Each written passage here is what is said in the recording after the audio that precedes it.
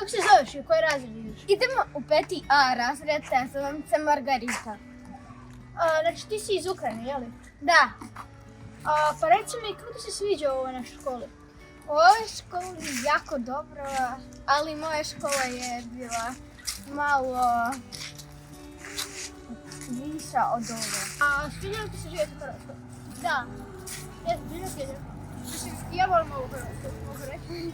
Znači, reci mi, kako ti se sviđaju naši profesori? Jako su dobri. Jesu ti pomagali, jeli? Pomagaju malo, ali malo sam ne razumijem nešto kakve stvari. Reci mi... Bob! Još neko pitanje? Jedno. Da, jedno. Kako je različica? Najtražnica je Margarita. Znači ti ono, dobro. Reci mi, koji ti radiš predmet? Moj najdraži predmet je likovni. A koji ti je najdraži predmet? Kao ono. Najgorši ide. Hrvatski. Hrvatski zbog jezika, ili? Zbog jezika, zato što nešto ne razumijem sam još. Najlakše ti je da pogodim likovni, jel? Da. Znam.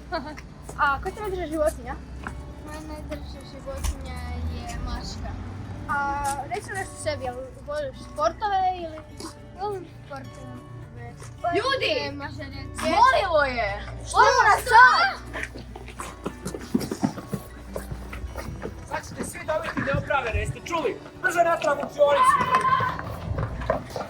Ja sam idem u 6. razred. Ja sam dolazim iz Ukrajine, iz grada Harkov. Možete nam reći nešto o sebi? Ja sam volim košarku, volim sportove, volim sa računama igrat i nešto raditi sa ljudima. Ok. Kako je ti izgledati tvoj prvi dan u školi? Nekako izbudljivo, zanimljivo i malo smiješno. Ok. Kakvi su ti profesori ovdje? Dobri. Kakvi su ti planovi za budućnost? Meni planovi da kraj bude u 8. razredu, nakon toga